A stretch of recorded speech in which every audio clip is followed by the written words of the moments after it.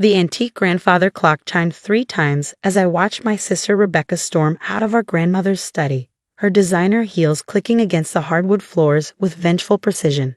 The family lawyer, Mr. Harrison, shot me an apologetic look before gathering his papers. "Miss Clarke," he said softly, "your grandmother was very clear about her wishes. The estate belongs to you. My name is Olivia Clarke, and at 28 years old, I had just inherited not only my grandmother's substantial fortune, but also her business empire, Clarke Industries, a fact that my older sister found absolutely unacceptable. I ran my fingers along the smooth mahogany desk where my grandmother had spent countless hours teaching me everything she knew. If only Rebecca understood that this moment had been years in the making. "She'll contest it," I said, not looking up. "You know that, right?" Mr. Harrison nodded, tucking the will into his briefcase. "Your grandmother knew she would. That's why she made certain arrangements. 5 years ago, when I moved in with my grandmother after graduating college, everyone assumed it was because I had nowhere else to go. Rebecca had called me a failure, pointing out how she was already a successful corporate lawyer while I was living off Grandma's charity. What they didn't know was that every morning at precisely 5 a.m., my grandmother would wake me up for our lessons. The world is full of Rebeccas, she told me that first morning, pouring us both coffee in delicate bone china cups. People who think success is about what you display on the surface. But real power, Olivia, real control, that comes from understanding what's beneath. I spent the next 5 years learning everything about Clarke Industries from the ground up. While Rebecca bragged about her corner office and designer wardrobe, I was in the company warehouse at 6 a.m., learning inventory management from workers who'd been with the company for decades. "Your sister visits me for Sunday brunch," Grandma would say, a knowing smile on her face. "You live here, learning everything I built. Which do you think matters more?" Now, watching Rebecca's Mercedes peel out of the driveway, I thought about all those early mornings, late nights, and weekends spent in the office. Everyone thought I was just Grandma's live-in caretaker. Even my parents had suggested I get a real job instead of wasting time playing nurse. They never knew about the advanced business courses I took online, or the leadership training programs Grandma enrolled me in. They didn't see me studying financial reports late into the night while Grandma quizzed me on company history and strategy. "Mr. Harrison," I said, turning to face him, "how long do we have before Rebecca makes her move?" He checked his watch. "Knowing your sister, she's probably already on the phone with her firm's probate department. I give it 48 hours before they file the initial challenge." I nodded, moving to the ancient filing cabinet in the corner. This was where Grandma kept her most important documents, the ones that weren't digitized or stored in the company's servers. I pulled out a thick folder labeled Contingencies. "She taught you about this too, didn't she?" Mr. Harrison asked, watching me with growing understanding. "Grandma taught me everything," I replied, opening the folder, including exactly what to do when Rebecca tried to take what isn't hers. Inside were detailed records of every mistake Rebecca had made while working as outside counsel for Clarke Industries. Every questionable billing practice, every conflict of interest she'd forgotten to disclose, every time she used company information for personal gain. "Your sister thinks she's the smart one," Grandma had told me once. "But she's careless. She leaves traces. Remember that, Olivia. In business and in life, it's not the obvious threats you need to worry about. It's the quiet ones who are really watching." My phone buzzed. A text from Rebecca. "Hope you enjoyed your little victory. When my lawyers are done, you'll be lucky if Grandma's china set is still yours." I smiled, thinking of the lessons Grandma had drilled into me. "Never react emotionally to a threat," she'd say. "Emotion clouds judgment. Strategy requires clarity." I didn't respond to the text. Instead, I called Maria Santos, Grandma's longtime assistant and my secret mentor for the past 5 years. "It's time," I said when she answered. "Rebecca's making her move." "Everything's ready," Maria replied, and I could hear her smile. "Your grandmother left very detailed instructions. Shall we begin?" For the next several hours, Maria and I executed the plan Grandma had prepared. First, we contacted the board members, not the official board that Rebecca knew about, but the advisory board Grandma had quietly assembled over the past 5 years.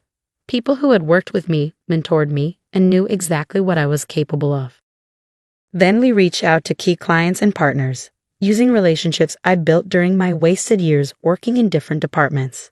While Rebecca had been climbing the corporate ladder at her law firm, I'd been learning every aspect of our family business. By midnight, my phone was buzzing constantly with messages from Rebecca's allies in the company, all suddenly very concerned about their positions. They backed her because they thought she was the obvious heir, a successful lawyer, the polished businesswoman. Now they were learning that Grandma had been grooming a different kind of leader. I sat in Grandma's study, now my study, looking at her photograph on the desk. She was young in the picture, standing in front of the first Clarke Industries warehouse. A woman building an empire in a time when women weren't supposed to run companies. Your sister thinks power comes from titles and corner offices, she told me during one of our last conversations. But real power comes from understanding every gear in the machine, from knowing the people who make it run. I taught you everything I know, Olivia. The question is, are you ready to use it? The grandfather clock struck midnight, and I stood up, straightening my simple black blazer. Rebecca would arrive at her office tomorrow to find that several key clients had already called to express their confidence in my leadership. The board would convene an emergency session to ratify my position, and her attempts to challenge the will would run into a wall of documentation showing exactly why Grandma had chosen me. But first, I had one more lesson to remember.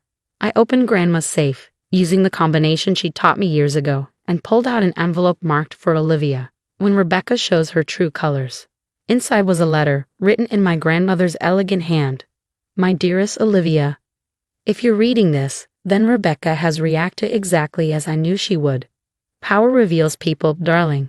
It shows us who they truly are. Your sister sees the world as a game to be won. You see it as a legacy to be preserved. That's why you're reading this letter in my study, and she's probably sitting in her office right now, plotting her next move. But remember, this isn't about beating Rebecca. It's about being worthy of what I've built. I chose you not because you're smarter or better, but because you understand what Clarke Industries really is, a family of people working together to build something meaningful. Don't let anger or resentment guide you. Lead with the wisdom I know you possess. And remember, sometimes the greatest victory isn't in defeating your enemies, but in showing them a better way. All my love, Grandma. I folded the letter carefully, placing it in my desk drawer.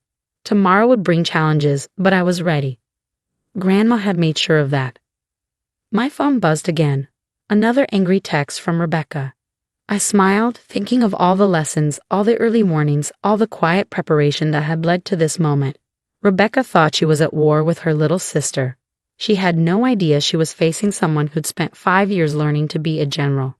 The morning after the will reading dawned bright and cold. I arrived at Clarke Industries headquarters at 5 a.m., a habit I couldn't break even now. The security guard, Tom, greeted me with a knowing smile. He'd seen me arrive at this hour hundreds of times over the past 5 years, though until yesterday everyone thought I was just the boss's granddaughter who helps out. My first stop was the executive floor, not to my grandmother's old office, but to the small conference room where the real work happened. Maria was already there, surrounded by documents in her ever-present laptop.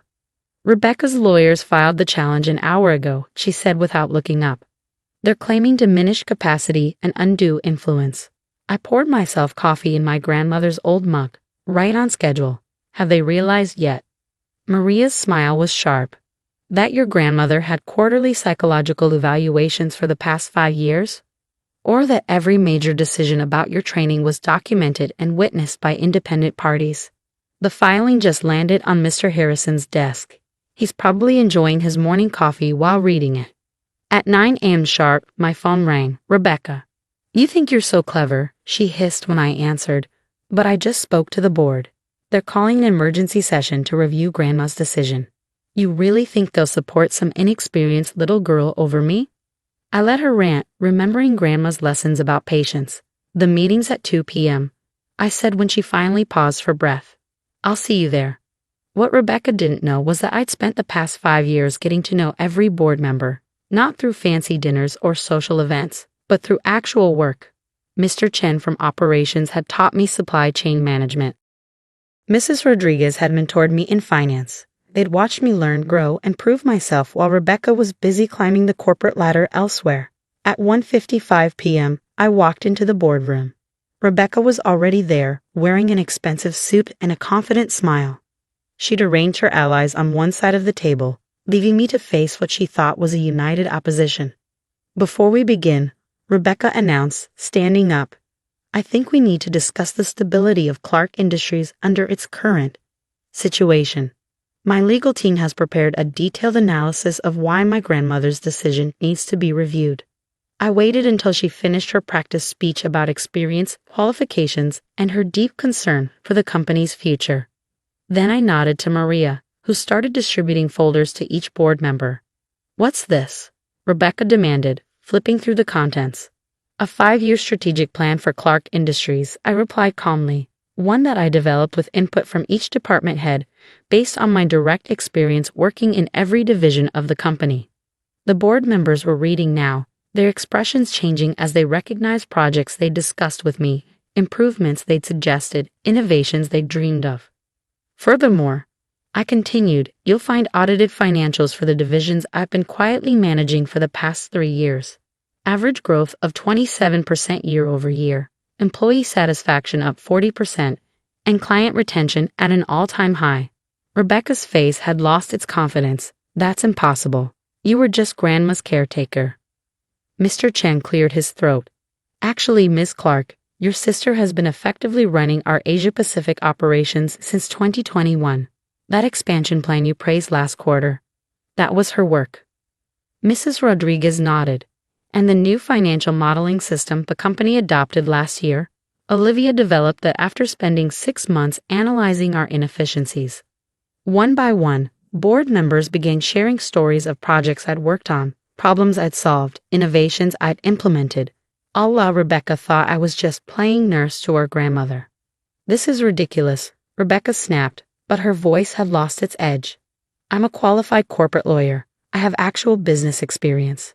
Yes, I said softly, you're a lawyer, but I'm a leader. Grandma knew the difference. I pulled out one final document, the letter Grandma had left for this exact moment. Dear board members, I read aloud, if you're hearing this, then you're deciding between my 2 granddaughters. One has spent her career climbing ladders. The other has spent 5 years learning to build them. Choose wisely. The future of Clarke Industries depends on someone who understands that a company is not a trophy to be won, but a legacy to be nurtured. The vote was unanimous. As Rebecca stormed out of the boardroom for the second time in 2 days, I thought about calling after her. Part of me wanted to explain, to help her understand what Grandma had tried to teach us both. But then I remembered one of Grandma's final lessons. Sometimes, Olivia, the kindest thing you can do for someone is let them learn from their mistakes. Rebecca will either grow from this or she won't. That's her choice to make.